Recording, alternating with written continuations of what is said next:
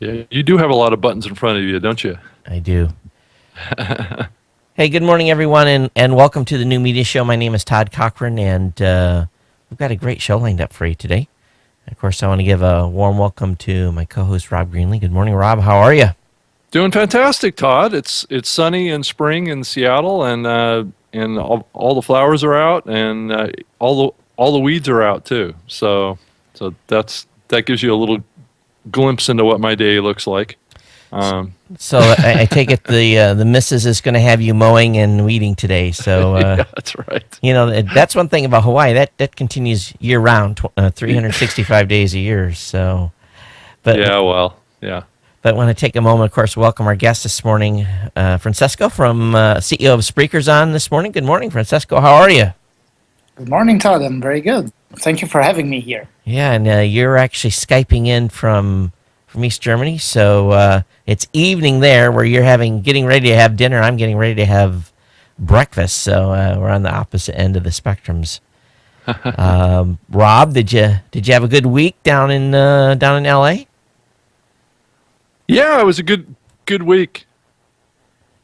Okay. All right, cool. Yeah, I guess you and I will be seeing each other in person midweek next week, I guess. So that'll be fun for a couple hours at least. Oh, are you there, Rob? Yeah. Oh, okay, cool. Yeah, I had the stream playing at the same time, and it was playing you talking twice over the top of each other, so I couldn't hear you. Sorry. I had to close that window. That can kind of be confusing is when you have, two voices in your ears, the same voice, and they're probably about 6 or 7 seconds apart, and you're like, that just your brain doesn't compute, does it? Yeah, exactly. It totally short changes or short fires or whatever you want to call it. It just doesn't work. Yeah, absolutely. So I was telling Francesco before we got started here, I don't know, I probably told you the status of my weight loss thing. I ended up with 14 pounds down 13 to 14 pounds down after my 10-day dealio. So now I'm on an every other day program. But, getting ready to get on an airplane, I don't know how well I'm going to be able to adhere to my weight loss plan when I fly on my trip next week. So we'll see how it goes. Yeah, it's actually really, really hard to stick to any kind of a good diet if you're in airports a lot, which I am now, and my diet has definitely gone downhill. And you know what else is too is because if you've had a long day and it's you're tired, you just want to grab something quick instead of sitting down at some restaurant, and usually the quick stuff is not the healthy stuff, and that's right. So it that definitely impacts. But of course, with a jet setter on the line here, he well knows that as well. As the airport food is, I don't know. I think once you get outside the United States, the airport food seems to get better. But definitely in the U.S., that's just the same old choices usually. San Francisco's not bad, but LAX is pretty bad. Well, and I thought that we'd all be traveling a lot less because of mediums like this, right, where we could talk to people much easier. But people are still jumping on airplanes. All these airplanes flying around are still jam-packed with people. Yeah, and I think it's just that face-to-face thing, too, is important sometimes, and that's part of the reason why I'm making this run this next week is do that face-to-face. But anyway, let's get the topic at hand. Let's get caught up. What's new over at Spreaker? A lot of things. I think last time we spoke was probably almost a year ago. Yeah. Yep. And we had just announced our partnership with IR Radio, and you guys had actually a lot of questions on behalf of the fellow podcasters on what this meant for content producers, the good things and the bad things. And we have moved on a lot since then. What we're trying to do is always trying and combine our passion, which is trying and create this new media, this new type of radio, with the fact that we need to make this into a business. So at the same time, we're releasing new and interesting stuff and trying to convert more people to use our product. So I don't really know. I mean, a year is a very, very long time. But during this year, we released two new versions of our mobile applications, which are targeted towards content producers and consumers at the same time. So you can both create podcasts on the go and listen. So we created a whole new Android application. We created an app for Windows Phone, Windows Phone 8. And we also revamped our iOS, both on iPhone and iPad application. We allowed our users to actually create their own mobile application, both on Android and on iPhone, so that their audience and their listeners can actually use a branded application to join the program, and a lot of the stuff actually.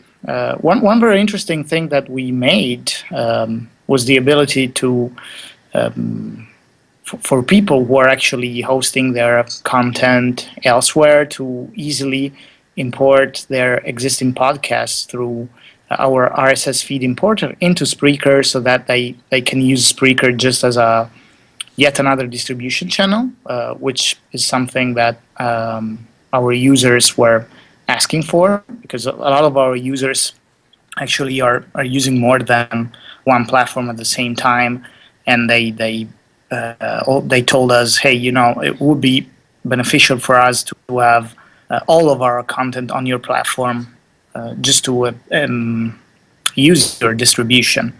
And so we did it, and yeah, that's basically what we're doing. We listen, we talk to people, we figure out what we can fit into our roadmap, and we develop it. Setting those development priorities, I deal with that, every day, and that's the hard choice. Is if you had unlimited resources, you would do all of them. So do you guys kind of have like just this running list of features people have asked for, and as you get more requests for a specific feature, it moves it up the feature list, or how do you guys basically ping through that? I think that's really the secret sauce. I mean, we're a small company, like a startup company, so the team is small, and there's so many stakeholders here. So on one side, we have our users that we tend to listen to a lot, and they have some requests. On the other side, I mean, even our shareholders and investors have different requests, and would like to see the business growing in maybe some slightly different directions. And all this has to fit into our prioritization mechanism. So at the end of the day, what we do is we do a lot of these meetings. Basically, every couple of weeks or so, we just sit in a room, me and my co-founders and my CTO, and we decide if we're going to stick to the scheduling that we did, or we're going to change things again. And I think this is something you can only do if you're a startup company or a small company. We literally are able to change our priorities and schedule every 2 weeks if something new comes out. And our market has been very, very active in the past months. And the exciting thing is that the audio space in general is changing. It's changing very quickly. And this is yet another big motivation for us to do what we do, because we have fun. So sometimes it's stressful to change priorities, because you cannot make everyone happy. Different people tend to see different things, and they complain if you don't do what they want. So this is the stressful part, but the nice part is that we have a lot of ideas and a lot of stuff that we want to do, and we just need to find a way to put everything in line. Yeah, it's and sometimes you have a very small minority that is complaining the loudest on some obscure feature, and it just drives you crazy, because you do a release and they just, that small group just pounds you, and it's just the way things work. But that's kind of what we're even seeing in the country right now, is small minorities, just screaming so loud, that they definitely are heard, and oftentimes it results in action. But Rob, I'm sure you deal with a little of that at your office too, don't you? Yeah, I mean, I definitely probably experienced it more working on Windows Phone and the Zune area, where there was always some very very vocal users out there that would really know how to use the social media platforms to really amplify their feature requests, and even tweet directly to VPs in the company, and that would trickle down to me, and then I would see it as well, and then I would kind of respond, and it kind of creates this kind of cycle of concern. And I guess, I mean, it can be a good thing too, and it larger companies, specifically Microsoft, has an area on their website where you can suggest features. I mean, it's a very proactive kind of thing, and I think I think more software companies need to think about this stuff, and not necessarily be driven by the loudest commentator on the social platforms, but to really aggregate feedback and feature requests from a larger group of users to make those appropriate choices. And it becomes pretty clear over time what you need to improve, and what kind of features a good solid number of your users want, right? And it's also, there's a lot of common sense that kind of goes into that too. But yeah, I wanted to also ask about kind of the whole Windows Phone platform. You guys came out with an app for that. It still seems that a lot of the developer community still doesn't quite want to fully support Windows Phone and Windows quite yet, and was just kind of curious your thoughts on that. It's mixed. We see the numbers and the figures. Of course, it's not as big as iOS or Android. Sure. I mean, we just see the visitors on our website that come from mobile, so we know that the percentage of people who are on Windows Phone, but it's definitely in the number 3 platform. It's growing, and the good news is that we're originally from Italy, and we tend to have a good traction there, because that's originally where we launched the product, and where it got its initial growth. And Windows Phone has a very very high market penetration in Italy, so it made sense for us to go and look into it. The problems that we had, as you said, is that it's not easy to find skilled developers on the platform, and we didn't have the time and the resources to do that internally. So we outsourced the development of the application. We did all the design in-house, and we outsourced the development, and it didn't work well. We started working with the developer. We worked for, I think, 4 months, and at the end he actually booted us. He said that he didn't want to go through with this, so we had to find yet another one, and the timing was like getting out of control. So we came out with an app which is already probably a couple of versions behind the other 2 apps, both Android and iPhone, because we cannot keep up with at the same pace. So right now we are trying to figure out if it does make sense for us to bring the development of Windows Phone internal, because we always have had bad experiences with outsourcing. I think it's probably one of the reasons is that our product is evolving continuously, so it's not easy to have clear specifications and a clear idea that you have to communicate to a developer at zero at the beginning. So, and we keep changing stuff. So we have, we're guilty of that, but that's the reason. So if we see, and we're seeing the figures, and actually compared to, for instance, when we launched the Android version, this is growing faster in its infancy. but also we had some help from Microsoft. We got featured in a few stores around, so we had a good marketing push, which helped us. So if the figures keep growing that way, we'll probably decide to bring a programmer inside the team, a Windows programmer inside the team, and then push forward in that direction. I mean, mobile is definitely our top priority for the years to come, and Windows Phone is the number 3 platform as of today. So we have to be on that. Yeah, it's certainly more popular outside of the United States. So, I mean, so what's the opportunity that you see for given the new app that's coming to the podcast, experience on Windows Phone made by the company?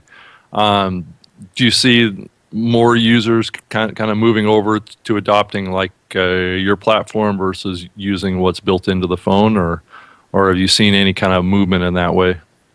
I don't really know. That's a good question. We'll just stay there and see what happens.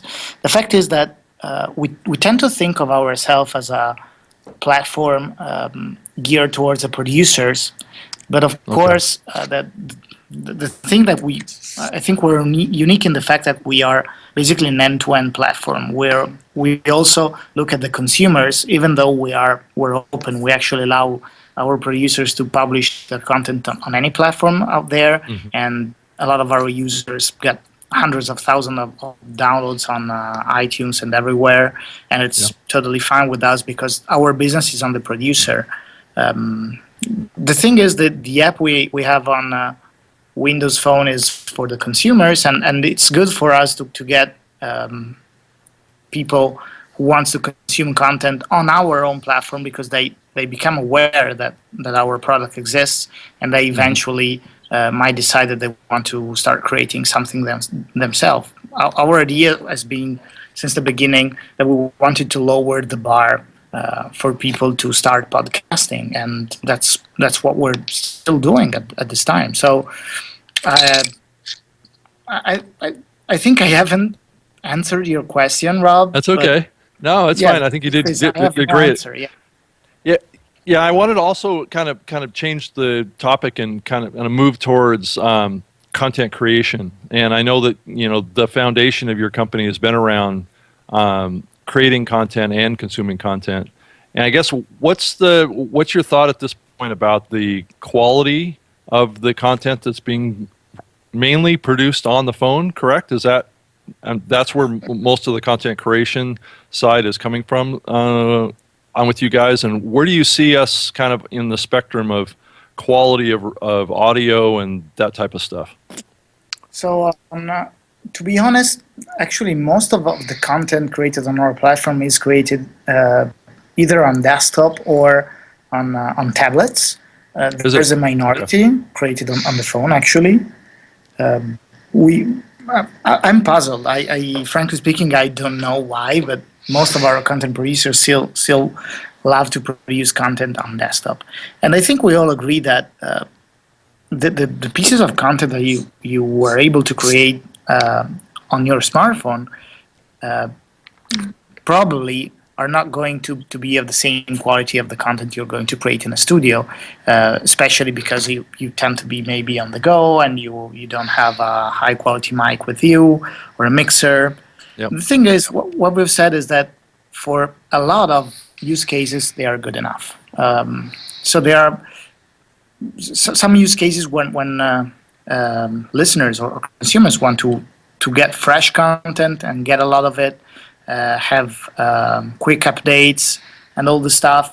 And quality is an issue, but not as big. I mean, the difference from a studio like quality content and something you can create on the phone is not that big. So and people are willing to consume that kind of content anyways. That's my take. I don't know. What's yours?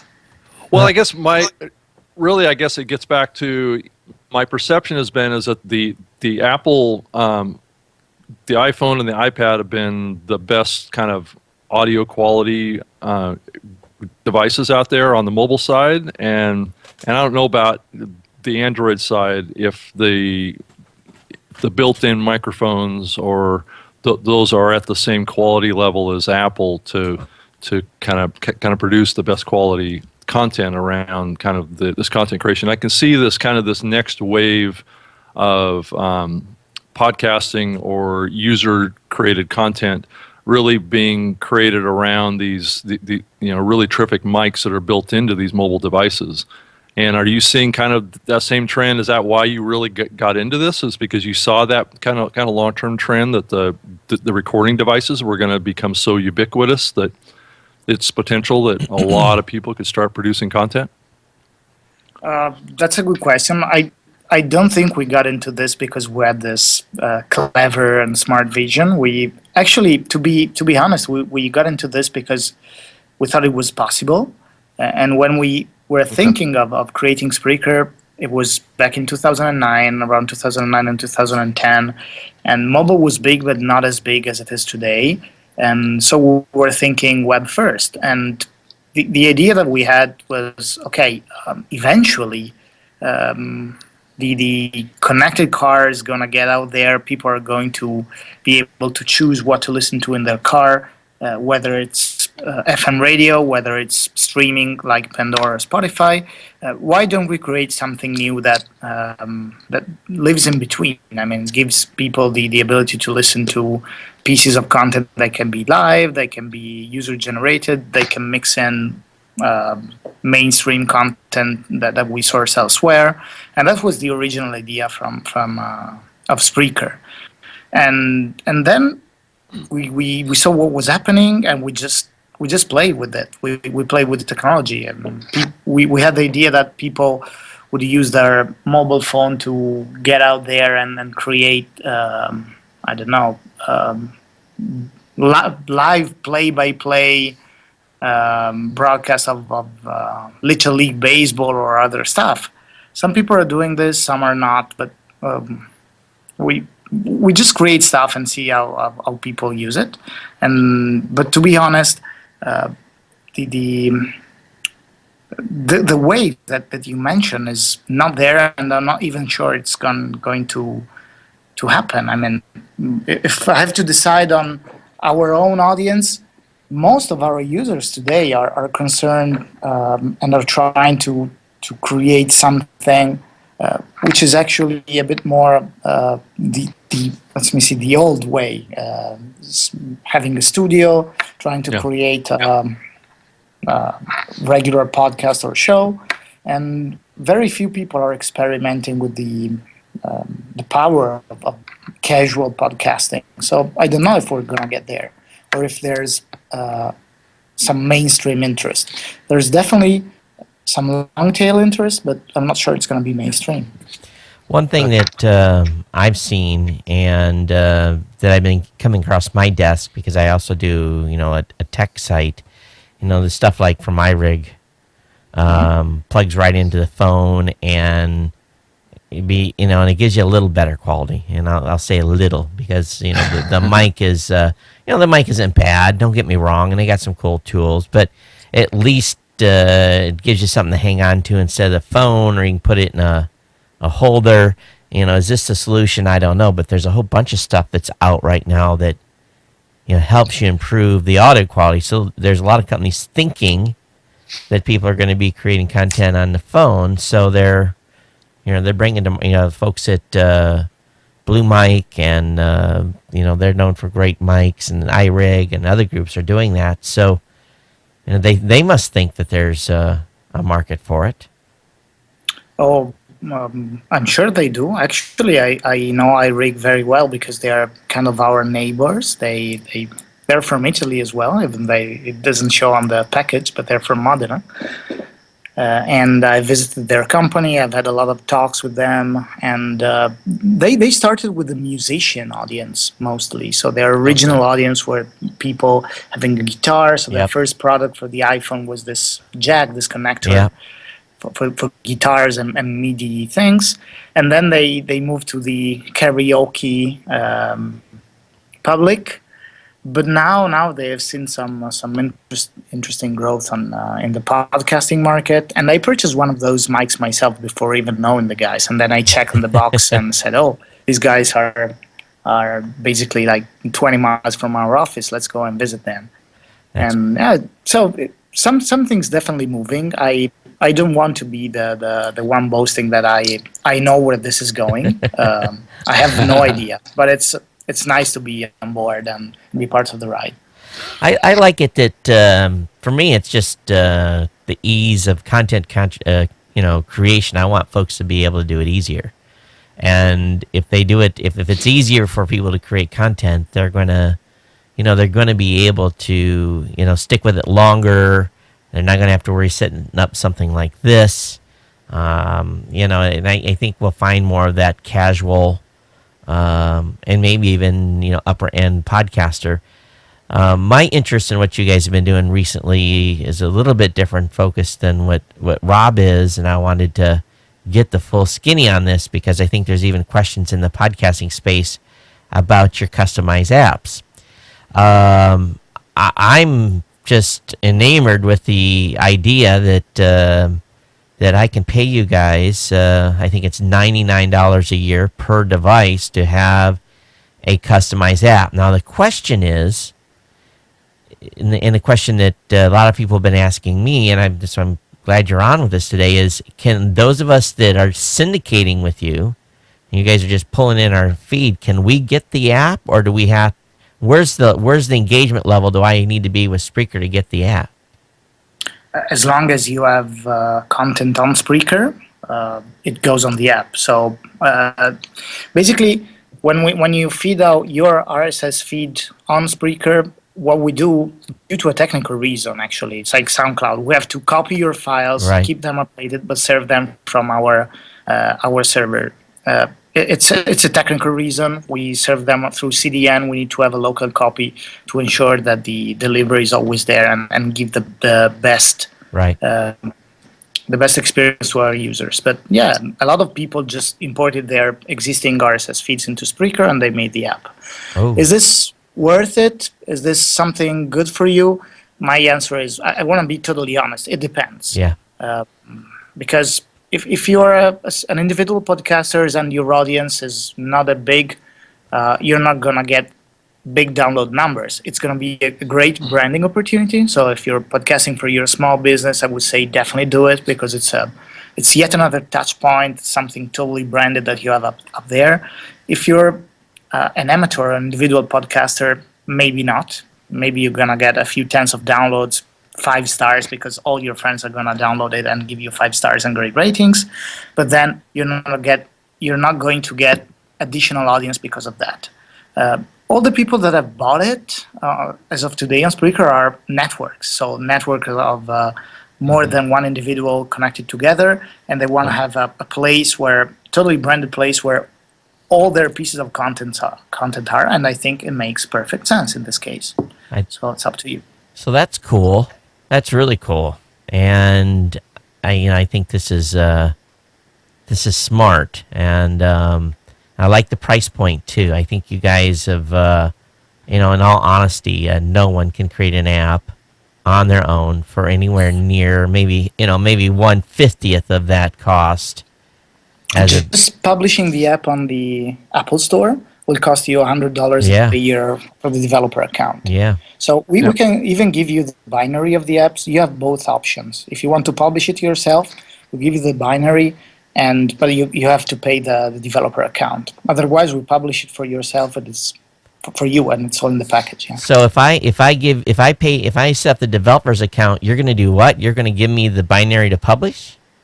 Yeah. Wow. For both iOS and Android. Okay, so you're not giving me the source code. You're just giving me the compiled version, right? Compiled, yeah.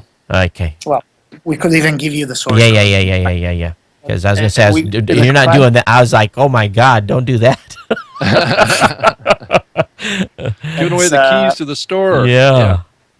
Oh, that's interesting. You can even have people, a couple of guys asked this, and we figured that they wanted to have people paying for the app. Because if we publish it for you, we're going to publish this as a free app. But let's say that you want to fund your podcast and ask everyone, I don't know, a couple of dollars per download, you can do it. You can get the binary, publish it, and price it at $1.99 and see what happens.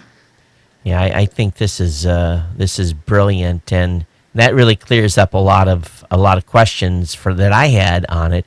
So you guys can actually do network too. So we just tell you which shows to include in the app, and what would be really nice is on your guys' webpage, why don't you guys link to a couple of apps that you've got in the store so we can download and sample it. I'd like to really play with it a little bit. I think a lot of folks would too. That makes sense, actually. We have been sending out emails to people linking that, but we haven't done that in the store. So we have to ask permission to our users, of course. Yeah. Yeah. If you I'll be happy to pay the $99. You guys can use mine as the guinea pig.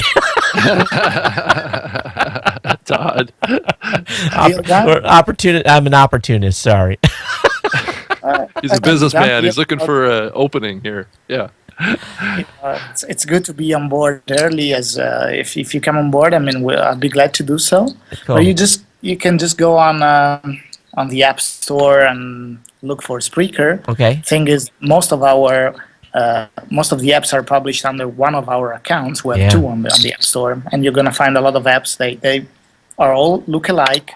They just have different branding and different graphics and stuff. The app is very, very simple.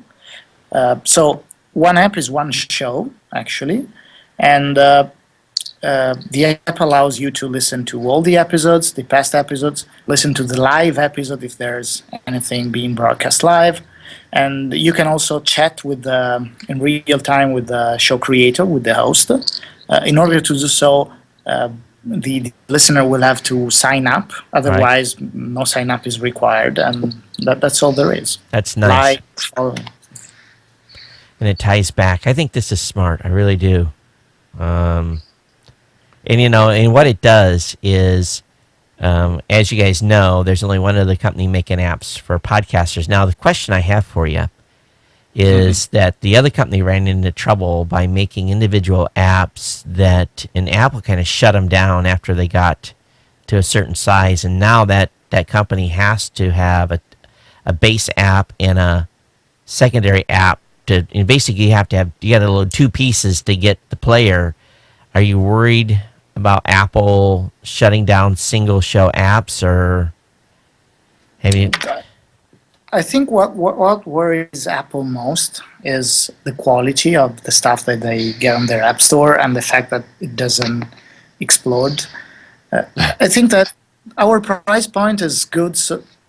Is good enough so that not too many people will create apps. So we're not going to see, unfortunately, apps in the millions being published under our account. I think you might be surprised at the numbers you're going to get, because I think there was some questions on what level of service you had to have at Spreaker. So I think, I don't know. We'll see. I'm hoping this will drive more business to you. Hopefully, yes. And the other thing is that we invested a lot, and we're still investing in making sure that the app, even though it's simple, but it's high quality. So everything is always updated. If Facebook or Twitter, for instance, since we allow you to sign up with Facebook or Twitter, if you want to chat with the host, change their SDK, we keep everything updated. So that the quality is always good, and Apple would not have anything to say about the quality. If they at some point have anything to say about the number of apps we are publishing on the store, well, hopefully they get back to us first, and then we'll see what to do. But so far, so good. They have approved quickly every app we have submitted, and they're a good number so far. They can be more, but they're already a good number. I think. So you said that there's podcast networks that are doing this. Is those podcast networks just putting out individual apps for each of their shows, or is there an option to aggregate multiple shows in one app? Well, there's not that option at this stage, but the networks that did so actually on Spreaker, they I don't know why, but they had created a single show and they were going on with their own scheduling, but under the same container, under the same show. And they just created episodes with different titles. So it totally worked I for see. them. Okay.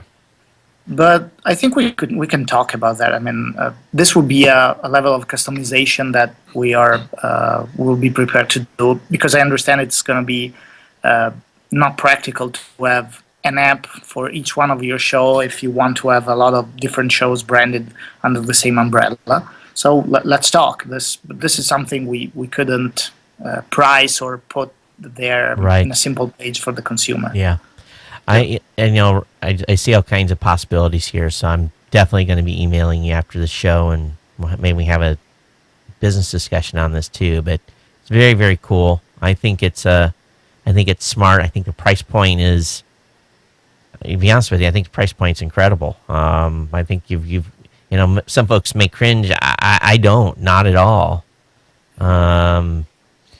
If it had been $250, I would have still thought it was a good price point on a per year basis. Now, that some people say, Todd, shut up, but no more than 2 Ka-ching. No. Yeah, absolutely. So, yeah, it's cool. It really, really is. So, look, I'm glad you guys are doing this now. And it's cool too that the guys can go ahead, and if they want to do live, can they do live from within the app, or does the app just cover the live? So the app is just for consumption. Gotcha. If you want to do live, you need just to do live on Spreaker. Yep. So either use the Spreaker app or the Spreaker website. Gotcha. Wow. Very interesting. So did I hear you say that that a user of the app can give audio feedback to the show through the app? Is that No. Did I hear that right? No. Text feedback, just text feedback. We have a Okay. real-time chat and stuff. Right now is just texting. Yeah, I think this is, boy, Yeah. gears are rolling here. Yeah, exactly. Yeah. I totally see that. Yeah. I think it's an interesting direction. I think that kind of audio feedback might be an interesting direction for you to go, since you already have kind of that technology basically already enabled to create a conversation between the audience and the show more. And so it's actually what we're developing right now. I shouldn't disclose it, because if we change the time frame, everyone is going to get back to us and be very pissed because we took longer. But it's something we've been looking at since inception of Spreaker. We want to have people to do call-in shows easily. Right. Right now, all these people, I mean, you can do a call-in show on Spreaker, but you need to have a setup like Todd here has, or something. Even maybe simpler, but you need to have some external devices or do some stuff. So we're definitely incorporating that into our native application. Actually, something, I don't know if you guys know it, but we released a native broadcasting application for Mac and Windows in December. It's still in beta, so it's not official and you cannot find it on the website, but our beta testers have been testing it for almost 6 months right now. And we're going to release it officially pretty soon, probably within the month. And we're going to add to this app the ability to do call-in shows. So people will be able to call you on the phone or on Skype and get live with you through the app. The next step will be to do this on mobile devices. Home run. Yeah. This is going to be a home run for you guys to do that. I'm serious, because, and especially if you can keep the quality up. That's the key. There's, you know who the players are out there that are doing call-in. I feel, are you ready? Because, when the word gets out, I think you're going to get swarmed, because as I know it right now, there's only 2, and maybe I'm wrong, there's only 2 other players out there, and, one of them, the audio quality, in my opinion, is atrocious. And the other one, and I don't think they do things sexy. I think it's pretty ugly. The other one is been around for a long time that most people don't even know about. And that's TalkShoe, but I don't even think they have an app. So This is big. I think you guys are gonna hit a home run with this.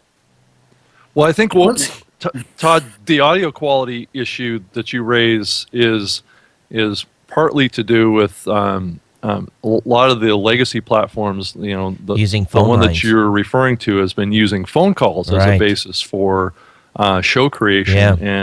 and we all know how horrible the audio quality is on Yeah. on mobile phone calls. It's just crazy bad. So it's basically turning off that capability. I Right. mean, and making any kind of show creation in a platform like this, over the network, not on a phone call. Yeah. So, yeah. Go ahead. And if you guys are going to set yourselves apart on this, and those other players, I would Few be. issues we have to deal with two big issues, I think. One is ease of use. Yeah. The platform you're referring to, since it uses the phone network, everyone knows how to operate a phone. While we can make things as simple as we can, but it's going to be something that people will have to learn eventually. And That's right. This is one friction point. The other friction point, it's more related to the technology and its latency. It's tough. You see what happens on Skype, what happens on Hangout. It's tough to synchronize perfectly. A few people talking at the same time on the same line, and but we can solve this. We can solve the technological glitches. Eventually, we'll be able to make everything run smoothly. We need to do a good work with the user experience. That's probably the hardest part. Yeah, it's always the hardest part, because what looks good to you and makes sense is you get a much different reaction from the public. I deal with these UI issues all the time, and I hate to really say it, but we've had to make something so blatantly simple that it just sometimes drives me crazy, because you definitely have a group of people today creating content that are absolutely not technically inclined. They use a browser, they use a word processor, they use Excel, they may read Gmail. That's about and maybe do some editing of photos. That's the extent of their computer savviness, and you would think it would be, people would be completely enamored at this point, and they know how to use technology, but they just don't. But Todd, that's where the opportunity is. Oh, yeah. To actually grow the space. I mean, look at what happened to YouTube when they made tools so simple and smart. Yep. Teenagers were starting to create content because it was just as simple as pressing a button and having a webcam. It was just so simple. Record, publish. Yeah. And that's exactly how it needs to be. Yeah. Wow, that's exciting, and I could see where people will be excited about this product. So you think it may be in about a month, then, huh? Wow. I said in about He's not a month making any we'll release promises. So, the application. Yeah. and just as a disclaimer here, whenever I say a month, it ends up being 3. So it's just that happens at my company too. So, those of you out there that have the high expectations, the programmer says a month, and you automatically multiply it by 3 or 4, and then you have to take another factor on top of that. It's just. Well, it's great because I didn't say anything actually, so maybe I would have said 3 and you have to multiply that by 3. But the goal is definitely by fall this year we'll be there. Yeah, it's the development thing. I understand it can be challenging because, as I say, developers always go into these rabbit holes. You're working on one part of the code, and it's supposed to be fixing that, and then 3 hours later, you're like, what are you working on? You're like, well, I'm down over here. And I'm like, how'd you get there? You're supposed to be over here. And I'm like, well, I saw this need to be tweaked here, and that could have been changed, and I had to be adjusted. And so, you add an additional 5 hours to the planning timeline. Well, and also, fires burn. Something breaks or whatever, and that pulls those developers. I mean, I see that all day long with stuff that happens, on on the platform that I'm working on now. So you're always, you spend part of your time just fixing things that have gone awry. Especially, and this gets back to what we were talking about before, is the factor of human error. Yeah. It's not necessarily that the code is bad. It's that humans make mistakes when they use code, and that has domino effects. Yeah, I mean, it's just like our shopping cart. Where we've had a new shopping cart, and work for a while, and every time we get close, I'm like, okay, make sure, go back through this thing again, and let's relook at it to make sure that we're, because the shopping cart, you don't want to screw up. This is something that you don't want 2 weeks from now to be the subject of a news article of having an excess, some sort of an injection hack or something. So or a breach. Yeah. So it's one of those things where, whereas a normal product that's not tied to a financial thing, you may be able to push it out early and fix it on the fly. But, it's financial stuff. You just can't afford it. And then going through the compliance scans and everything, it takes time. So it's, there's always stuff that comes up in development. But anyway, we don't need to got down that road here. So how's the relationship then going with iHeart? How are you guys doing with them?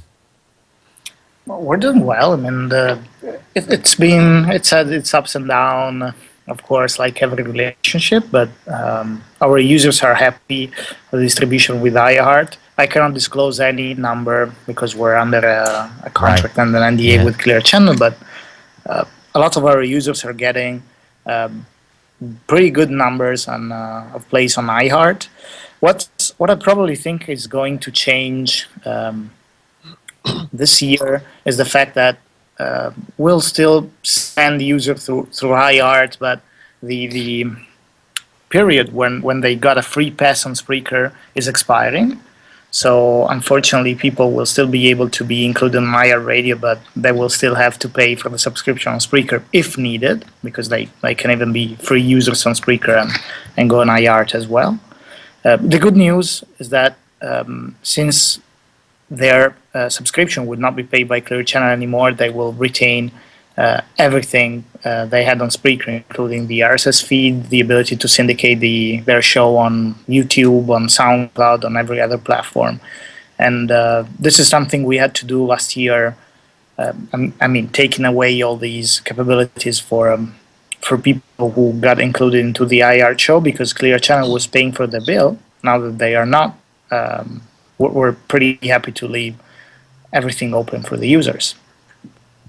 So just so I'm clear, so for example, if I'm doing my show like I am now, I'm not doing live on your platform, and I want to have my show listed on Spreaker, what is the cost then to be listed, and how do you work that? Because I know you have the different broadcasting plans for the live, but how does the syndicators work? It's the same with packages. The only thing you're paying for is storage. Basically. So you can go on Spreaker today and list your RSS feed on Spreaker. We'll start import your episodes from the most recent to the oldest, and stop when you hit your quota. It's 10 hours of broadcast of shows with the free plan and quota. I got you. If you want to have more episodes at the same time on Spreaker, you need to purchase a package with 100, 500, 1,000 hours or whatever. Gotcha. If you don't, just delete all the episodes and import new ones, and we're pretty happy to list the last 10 hours of your content. Gotcha. Having done this, you can apply at any moment for being included in iHeart Radio. They will review your show, decide if they want to pick it or not. So far, if they picked it, they also gave you the top level plan on Spreaker for free. This is now expiring. So this is the only thing which changes. But the other thing that changes is that if they pick you, good, you'll be listed on iHeart Radio on their app and on the website as well, and you keep your full features on your Spreaker profile. And once this is done, you can apply for the app. You can do whatever. So you can have the custom app even if you are a free user on Spreaker. The only limitation that you have being a free user on Spreaker is the storage. Okay. In your case. So and other stuff like statistics. But you might not be interested in that stuff, live broadcasting. right. So when Yeah, I think that the last time that we talked, you were saying that so you could import your existing podcast feed into Spreaker. Spreaker would, I think at the time you said that eventually that feed would be updated automatically in Spreaker. Mhm. So did that actually happen? It happens. It stops when Okay. you hit your quota, though. So when you hit your quota, we Okay. stop the synchronization. We tell you, hey, you need to either delete some stuff or increase your storage, and then you can click a button and restart the synchronization. So I or see. whatever. I mean, it's pretty easy, and everything Yeah. is automatic. So you don't So- you don't just push the old out. You have to go in and delete. I got you. Yeah, you have to go and delete what you specifically want to delete. It's a bit of friction. It's a good reminder that, hey, you know that maybe you might consider upgrading, because we consider ourselves usually, and for most users, this is true, their first platform. So we want to host your content. We want to store your have being your primary source for distribution. But it's okay for us if we're not. But if we're not, there are some limitations you need to be aware of. But with our plan, the $39 a year, the on our talent plan, you get already 10 times the storage, so 100 hours plus the statistics, the live broadcasting, and stuff like that. So this converts into like $3 plus a month for 100 hours of storage. I think you probably have most because you have been doing this for a while. Yeah. But for most of the podcasters that we see on iTunes, 100 hours is already a lot, actually. Right. So the other question, that something that was a topic that we talked about last time, have you guys made any progress on the response ping, kind of like Stitcher does, to send any type of analytic data back out into the system at all? Have you guys done anything on that? We have seen what Stitcher does, and actually they have, if I'm not mistaken, because we have checked the web, they have switched, and now they serve content straight from your URL. So that's why you get the data, because they don't stream content. They just pull it and stream it directly from your own server. I wasn't aware they made that change. That's interesting. I don't know if they changed it or it's always been like that. It's easy to monitor that on the web, and they definitely do this on their web product. I'm not sure they do this on their mobile product, but I tend to think they do. But it's harder to monitor where the source is coming from on a native application. And so you basically get all the statistics, and the user agent field they send to you Stitcher, so you can even monitor what is happening. You will not be able to see that on Spreaker the way we work, because we download the content once and we serve it through our own CDN. So the data is yours, it's public, but you have to log into Spreaker to see how many downloads or streams your content has made. Yeah, it still makes it troubling to be able to do that as a comprehensive reporting back to advertisers, though. So I still encourage you guys to think about implementing something that will allow and I know you sell, your analytics as part of your higher plan, and that would kind of negate that from basically, because they could get that feature third party wise, but it's still something we're asked all the time is, can I get my Spreaker stats combined with what we have? So, maybe I don't know, maybe we should talk, and maybe they could come up with some sort of an API to get some of that data or something. So, maybe it's even easier. I mean, I was talking with Rob about this the other week. I think we want to, in general, we want to help podcasters, not just because we're good people, but we think there's good business in doing that. And one of the things that podcasters always want is audience and distribution and the access to audience. And it's good for us because if we also promote our platform as a distribution channel, we get noticed by more people who eventually will become our customers. So I am thinking actually that we might include some of the Stitcher-like characteristics in Spreaker as well. So becoming a bit more than a distribution platform, And this is something we're definitely going to explore down the line, because we have a unique relationship with our content producers on the platform, because they use the same platform for production and then consumption. We have the ability to do live broadcast, and we already have a lot of metrics and information about how people are consuming podcasts. So the next step would be, okay, why don't we try and see if we're able to solve the problem of distribution and discovery. And this is something we're definitely going to explore down the line. Robin, So, and this basically, to get back to you, will solve your problem, because we'll do the same thing as Stitcher does, serving podcasts from your site, and you'll see the statistics. yeah.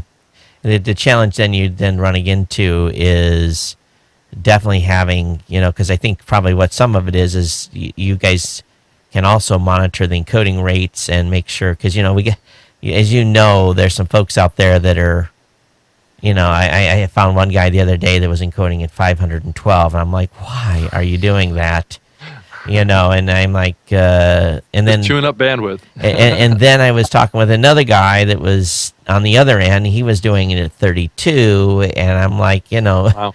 that's probably too low.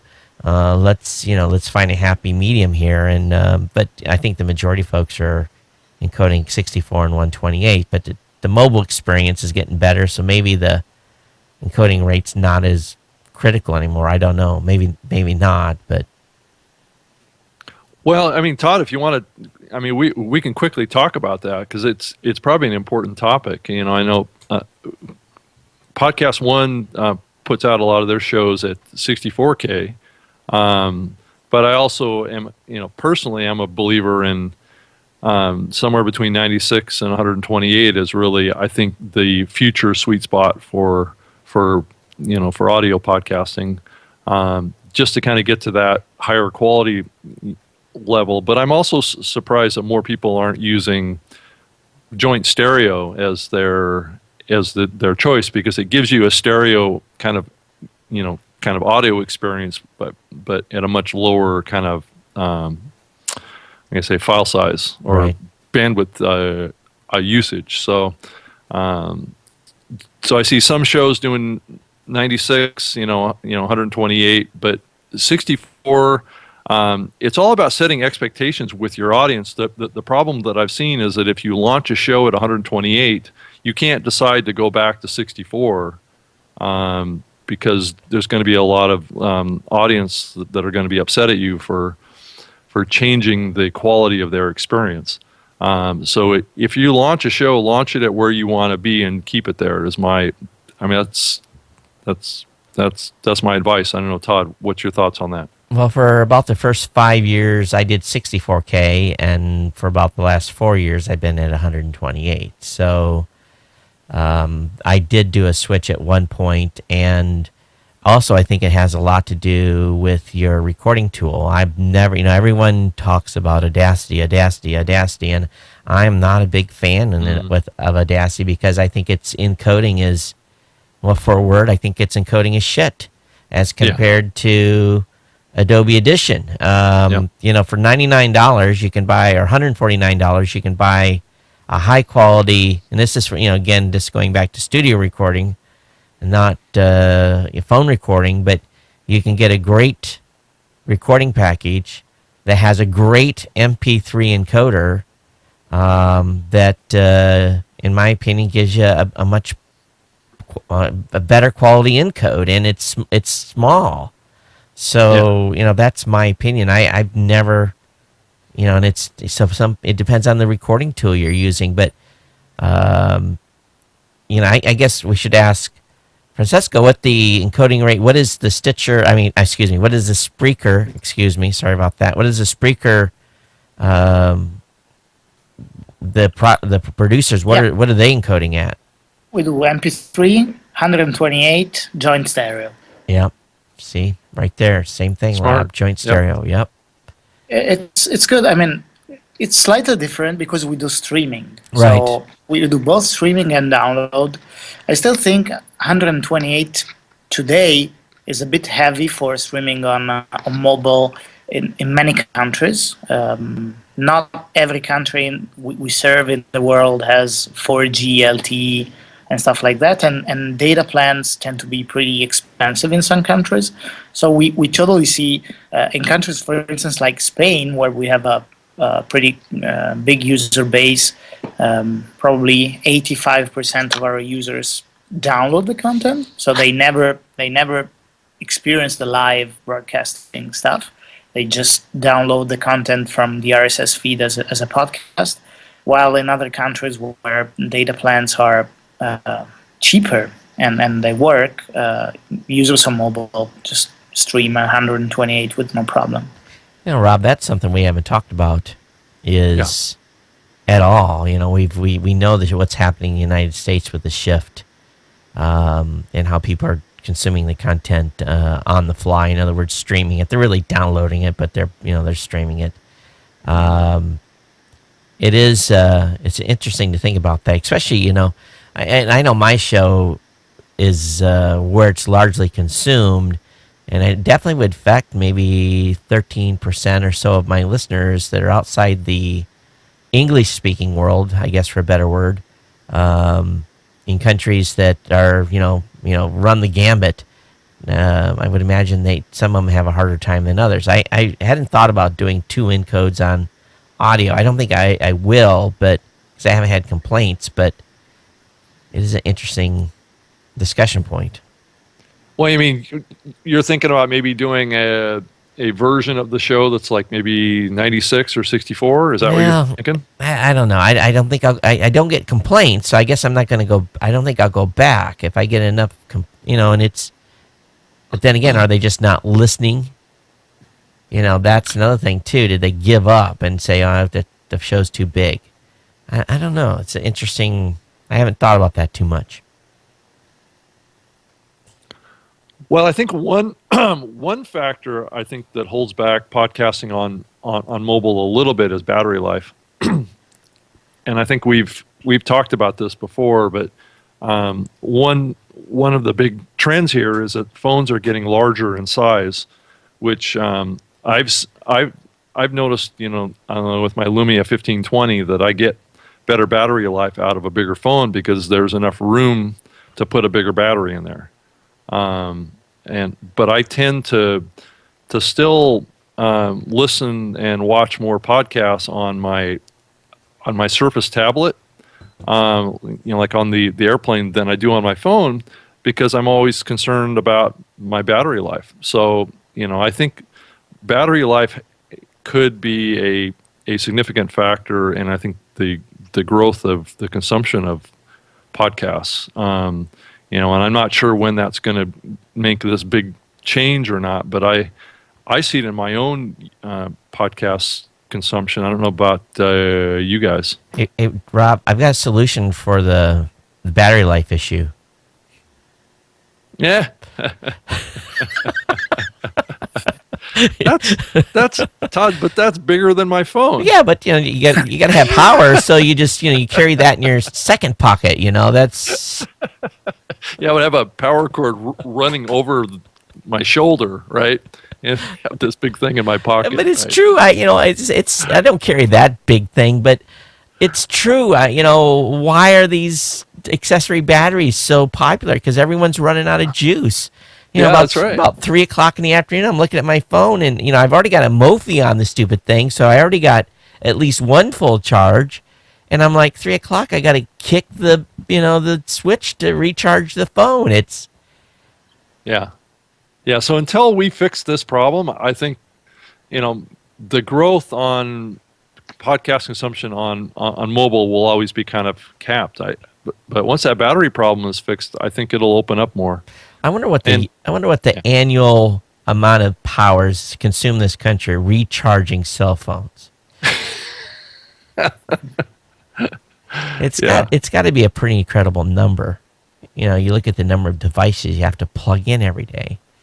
It's well, we've been just about an hour here already. And did you have any wrap-up questions, Rob, that you wanted to ask? Yeah. Well, kind of, what do you see as the kind of growth trajectory of podcasting as you kind of look out, into the future here? Do you see it reaching some point of faster growth, or do you think it's just going to be steady growth, or is there, are you seeing any thing that's going to hold it back? Well, hopefully we're going to see growth, because I think that the whole three of us are all passionate about this field, world, and I keep hoping, but I really think there's something that needs to be tweaked somewhere, and I don't have the answer, because if I did have the answer, I would have probably made it into Spreaker already. Done but it, I think there's in the audio space in general, there's a lot of things that are happening and a lot of interesting products out there.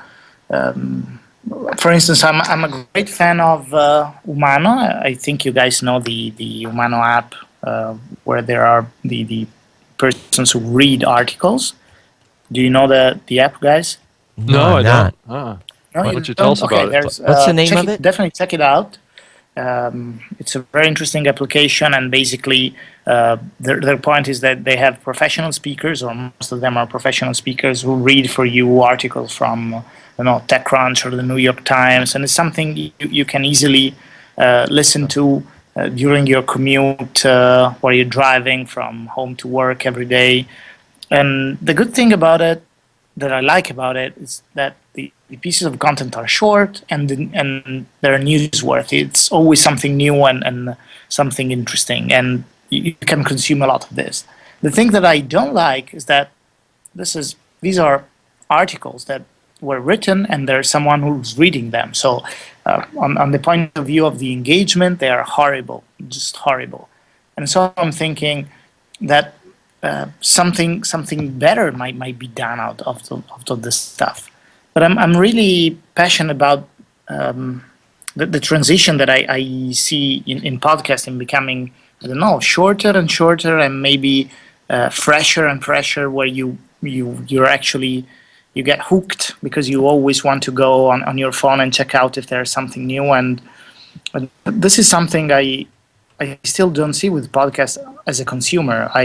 I just have my time of the day when I just want to go and listen to podcasts, but I don't crave getting on my phone to listen to new stuff as I do with Facebook. So if we just want to get to an inflection point, I think we have to pass through some kind of stage like this.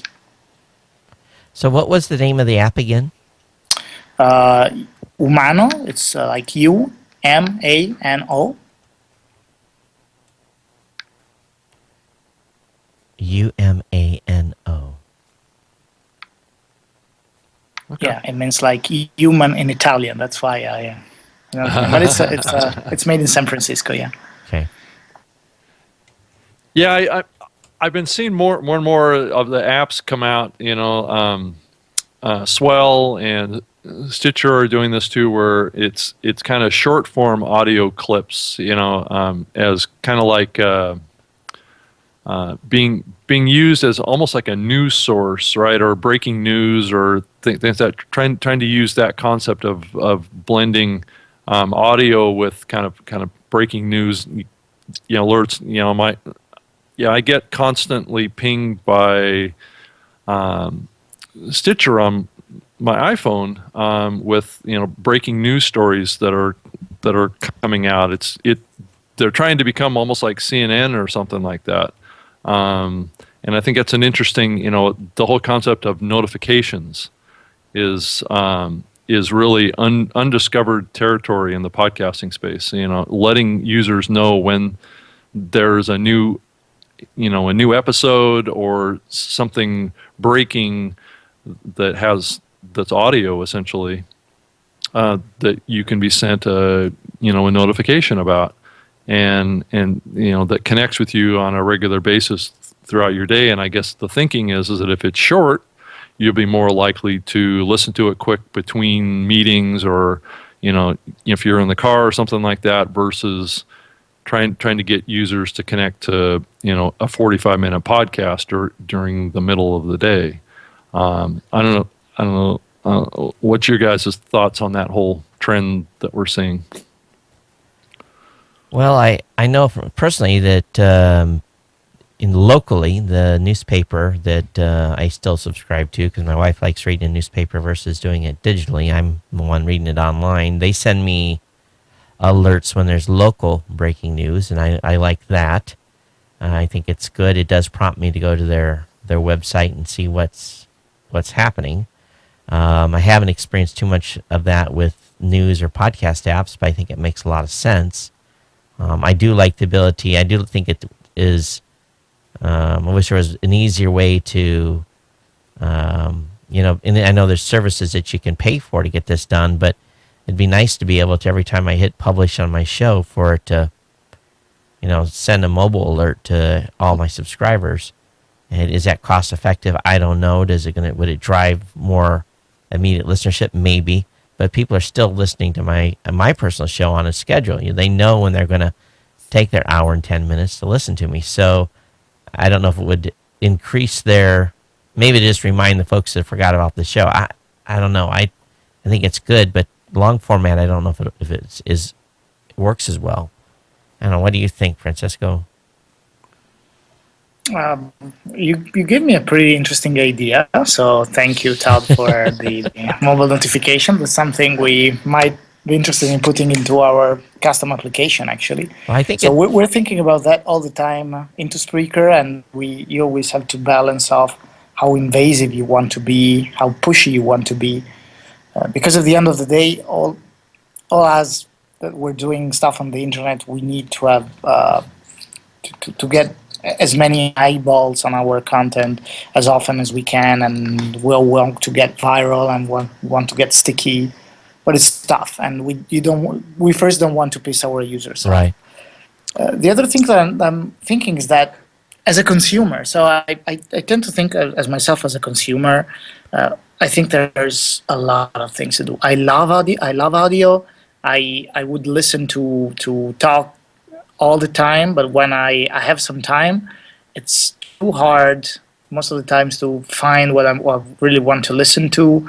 If I haven't downloaded it, maybe I don't have the ability to stream it because I'm in the subway or somewhere else. So there are so many problems as of today that are limiting the spreading of this technology. So I think something has to happen. And when it happens, this will basically take off. And so on the consumption part, I definitely see these problems, and that's all that there is. On the production part, I don't know if the content that we'll be listening to is going to be podcasts, or this is going to be content produced by, I don't know, bigger production houses. I bet on podcasts because I see that the production companies that have been laying off a lot of people and downsizing a lot because there is not business anymore. And this democratization and disintermediation means that also that people are going to be able to produce good quality content in their houses. But I want to consume it, and I'm sure there's already something out there, and I cannot find it when I need it. I think this is the biggest problem. Rob, that one of the first products that we launched and that we, ultimately shut down was a site called Podcaster News, and it was a site that we originally envisioned would be local producers producing local news content. It was, every genre that we'd normally find in podcasting, but it would be short 3-minute snippets of content, and it was really, we really launched it long before it'd become popular, like the CNN, iReporters and those folks that do that. But, we thought there would be a great market for that. And really there was, at the time, you still had to sit down in front of a mic and do stuff, where as if we had thought this idea, if this, today it'd be much easier to launch that because you could just have the phone and say, here I am in such and such place. But I don't know if anyone could be counted on to do curated. I think a site where it just basically takes a lot of stuff work well, where it's just a continuous stream of user-generated content of news. But then you got to battle the spammers that are going to try to use it as a marketing platform. But I think there's we're the ones that are going to be on the scenes of anything going on in the world today first, and then, there's going to be a mobile device there. The question is, can you get the scale you need to make something like that work?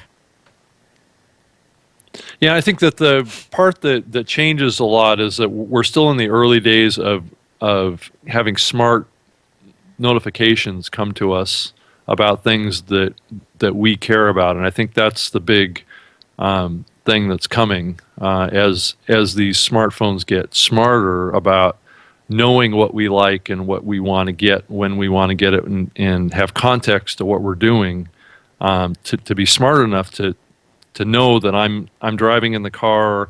I can prompt you to do this through the console of the vehicle or whatever. There needs to be intelligence that's driving this notification, and then you need to, as a user, you need to educate your device to know what kind of stuff that device needs to deliver to you. But that can be gathered over time. I think a good example of a company that's really thinking a lot about this is Swell. And I think that's a good example that I think other software companies need to think about as they think about what the next generation of this audio consumption platform needs to be like, is having more intelligence around context. And I know we've talked about this on the show before, and being able to notify that user that there's something there for them to consume. If they can't consume it right at that moment, then maybe put it in a queue that they can come back to, or something like that. Yeah. Well, it sounds like you guys are doing great things over at Spreaker.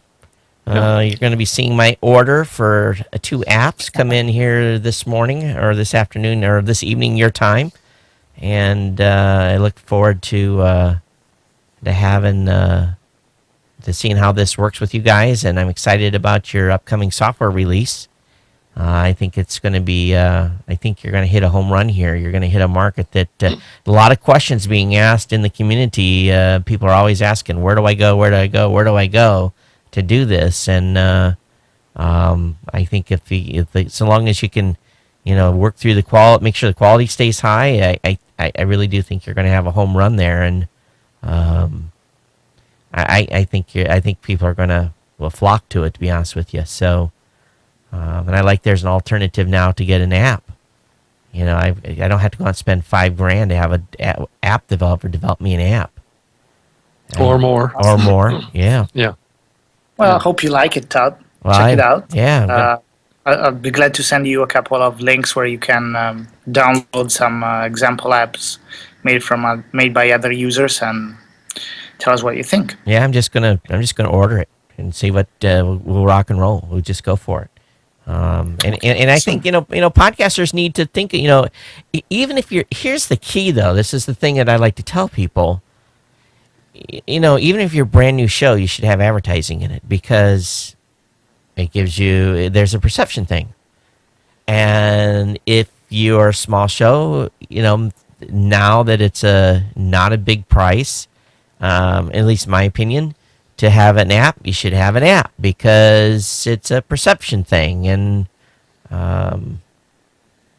if you get some listeners, great. If you don't, you've got the link on your website. People can subscribe to it.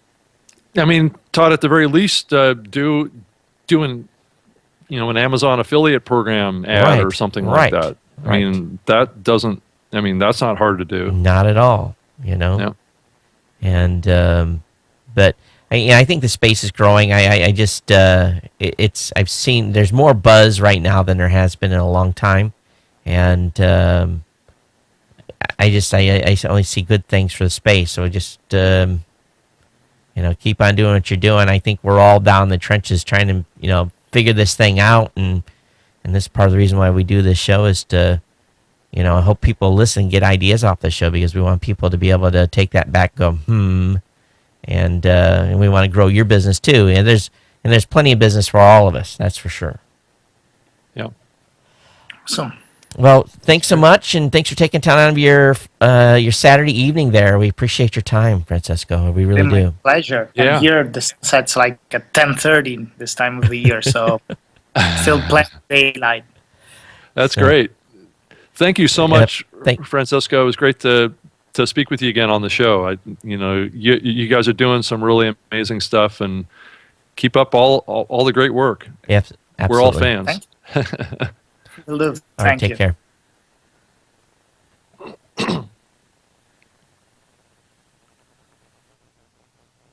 Hope he didn't feel like I cut him off there. It's all right. Well, that was interesting. So, really, what it boils down to, Rob, I'm just looking at this. Let me close you. Is that at a minimum, you're going to have a $4.99 a month or a $20 a month plan with Spreaker, plus the $99 to get the app or each app. So, still, in my opinion, no brainer. Well, and I think that the big thing that I really, really like about Francesco and Spreaker is that they're thinking about real business models. Yeah. I mean, they are trying to build a business that's generating revenue that will last, right? Yeah. And I know that's been our complaint about the space for a long time. There's a lot of players that try and come into this and do stuff for free and don't stick around, right? Yeah. Maybe what he's building is something that's going to have legs in the long run. Yeah. And that's good. And you can have 100 hours of your content on there for $5 a month. You can have 10 hours for free. And that's probably for most shows.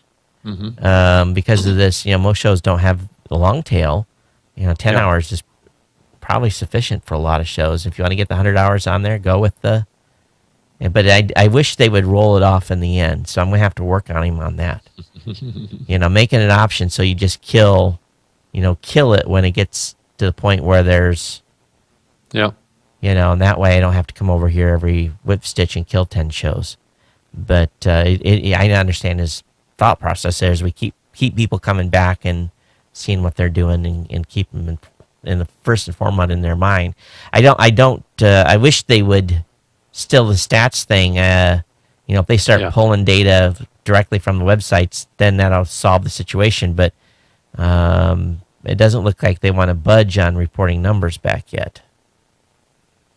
Yeah, I think that is a little bit of a challenge, and to talk a little about Stitcher's situation. I know I didn't really get a chance to comment on this, but from my understanding is that Stitcher on mobile is still caching audio, and Swell is also doing that also. Right. So, certain shows have contacted them directly and asked to be taken off of their cache so they get accurate numbers. I don't know. The last thing that I heard that wasn't entirely opened up to every show, and it could very well be. And I don't know this for the fact that the shows that are pulling through the Stitcher website could be pulling directly from the servers. Because it makes sense. One of the reasons that that Stitcher was doing that cache was to deliver a much more reliable playback experience on mobile. But it's very, very expensive. Yeah, it is. But I can see their point, but I can also see where it creates a lot of friction with the content providers, because especially shows that are monetizing. Yeah. And those are the ones that are usually most vocal about wanting to control their distribution. Yep. Are the ones that are using their log files as reporting, as you do, to campaigns, with advertisers. Because frankly, I can't bill it if I don't have it in my system, and I can't pull a third-party number, because I don't know how they've done the math. So, and in reality, though, even looking at Stitcher, for a lot of shows, it's 2 or 3% of their total downloads. So it's not it may It's not not a make or break thing. It's not a make or break, but cumulative.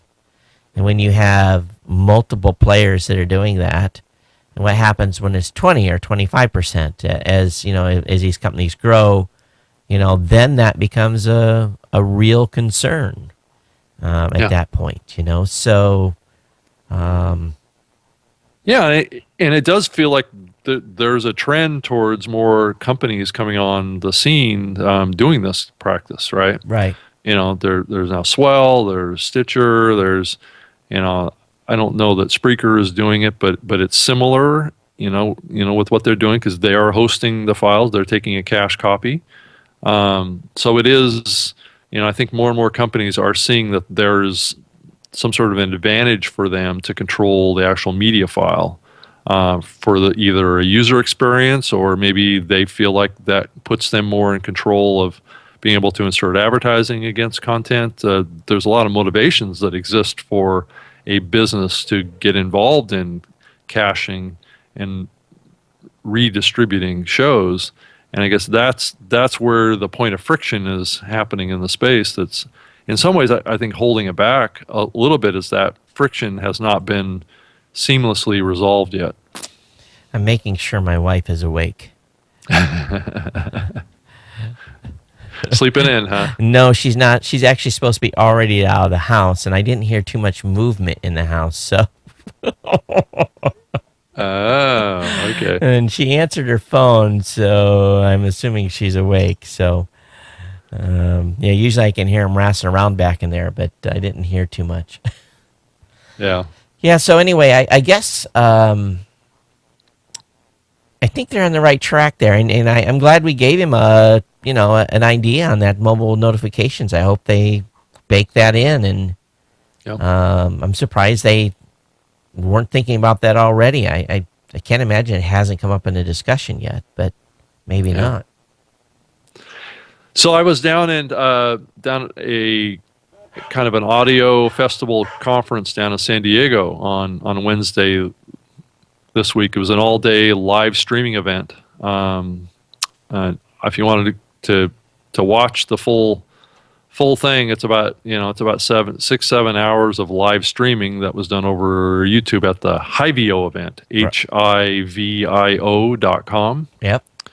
And I was up on stage with a host of a new show that's done, the Honey Badger's Badass Animal podcast. The host Randall was up on stage. What was the HI? What was it again? HIVIO.com. And it was an all-day session. Oh, okay. Every 30 minutes he had Mark or Ramsey, who's been on this show, had a different guest on there. He was telling a story. He was telling a story about the opportunity of digital audio and radio. Really, this event was a kind of a convergence type of event, talking about the opportunity of broadcast radio. So the audience that was there was a fairly small group. It was like maybe 100 plus people, but it was all live streamed. Right. And most of the people in the audience had some connection to broadcast radio. There was folks there on from the podcasting side and the digital side, but it was kind of a convergence kind of a thing, talking about what does broadcast radio and audio space need to do to around talent.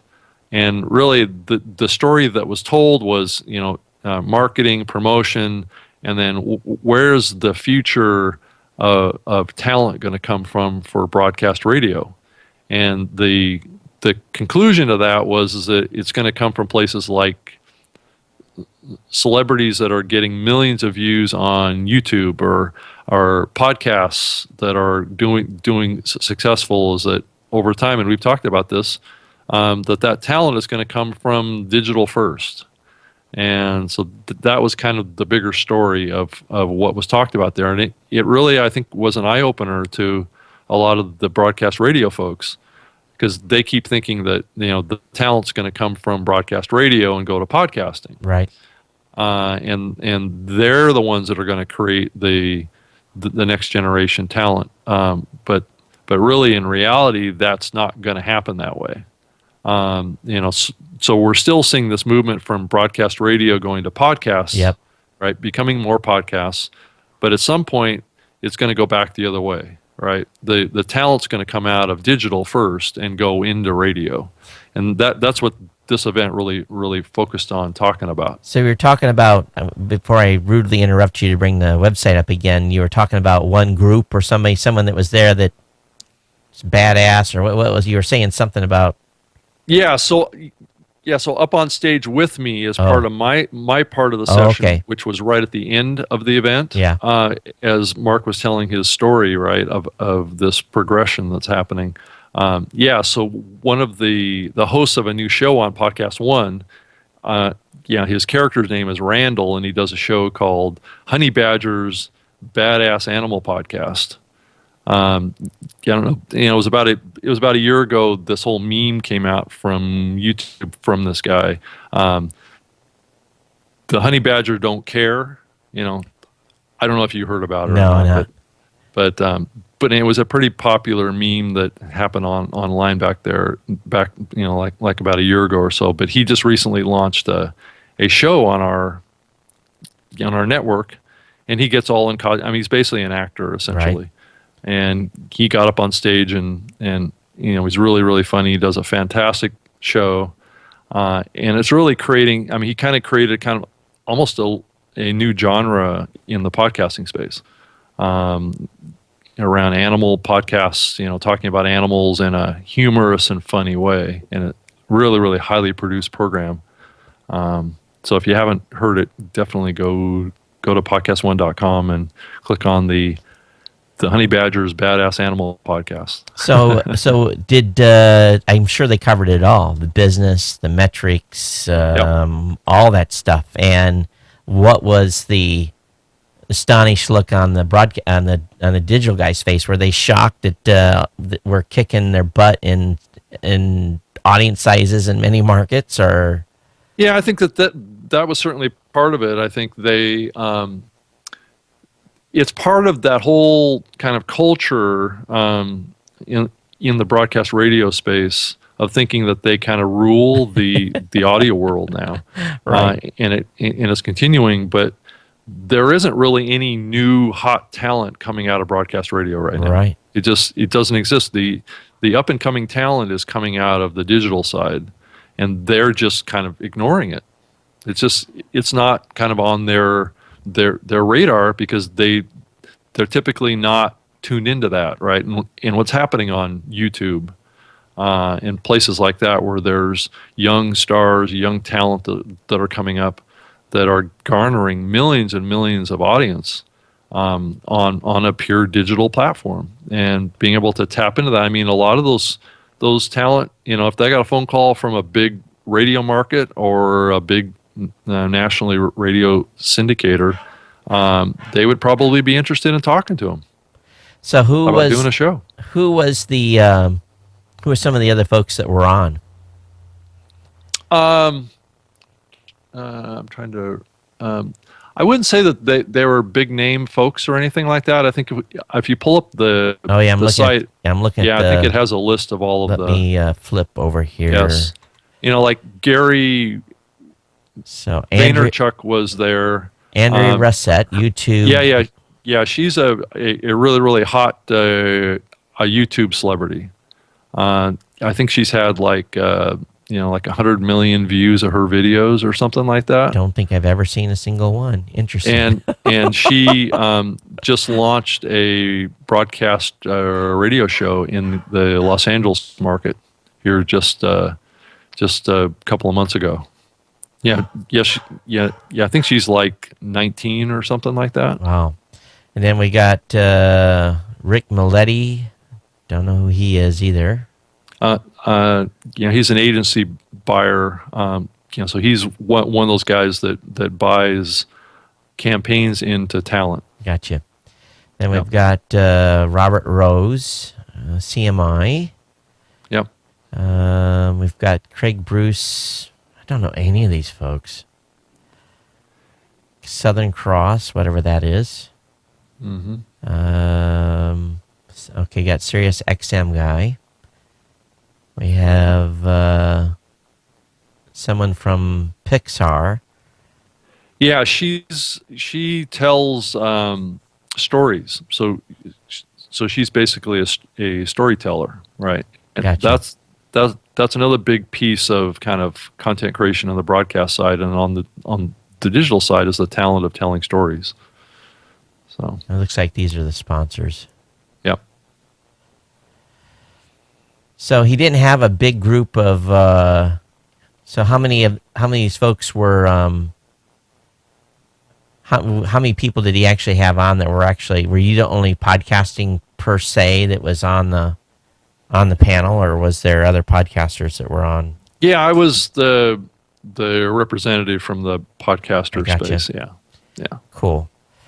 Well, I'll definitely have to watch the video, I guess. And did It's a long one. Yeah. yeah, 8 hours. But you think then that did you have any? What was the walk away comment from the folks? Do you think? Well, I think that was exactly like I just said. It was where is the future of talent going to come Gotcha. from for radio? And it's not going to come from radio. It's going to come from talent that's developed online first. Right. Hey, this is And- kind of funny. Andrew Reset said on what her peers are into. Says we listen to radio. We love 8-Tracks, the app. That's kind of a little bit of a pun. It's kind of like stick in the eye, almost a little bit. So Yeah, it is. But that's what kind of that generation likes is to make fun of kind of older technology and older stuff. I mean, that 8-track app basically is like a mashing app that mashes different music to create something different, right? So it's almost like creating a little bit of user-generated content that's then shared, which is exactly what that generation likes to do. They like to mash stuff up and create something from something. Yeah. well, that's cool. And well, anyway, Rob, hey, we're already way long. We are, aren't we? Yeah, so let's wrap this thing up. That's cool. Thanks for the report on that. And look forward to consuming that as I can. They need to put that in like 8 1-hour segments in audio so we can. Yeah, I think Mark was going to do that. I think he was going to break up the whole thing into separate 30-minute videos of each of the presenters. So yeah, he just hasn't had time to do it yet. It was just on Wednesday. Yeah, very cool. So anyway, we're not going to be on next Saturday. We'll be off, largely because I'll be in an airplane heading back this way. It's just the time dynamics. You can't get anywhere from anywhere to Hawaii unless you leave early in the morning, and I can't leave Friday morning to come home. So You're leaving Saturday morning. yeah, leaving Saturday morning, and I will be in the air about the time this thing is supposed to go live. Well, But Todd, I know what you can do. You can get Wi-Fi on the airplane. yeah, that doesn't work over And the ocean. Just do it live on the airplane with me. Yeah, it doesn't work over the ocean. There is no Wi-Fi over the ocean. There isn't? No, you get about 100 man. miles away from LA, and it's like, boom, that's it, you're done.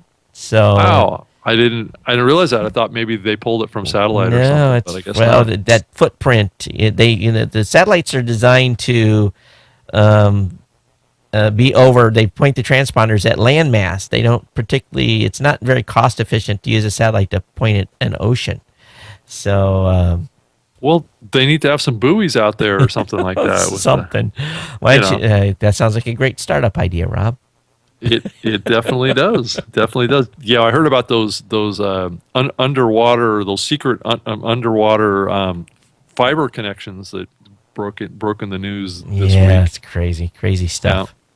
Yeah. But So, I don't think it shouldn't come as a surprise to anyone on anything anymore. Whatever you can dream of has probably been done.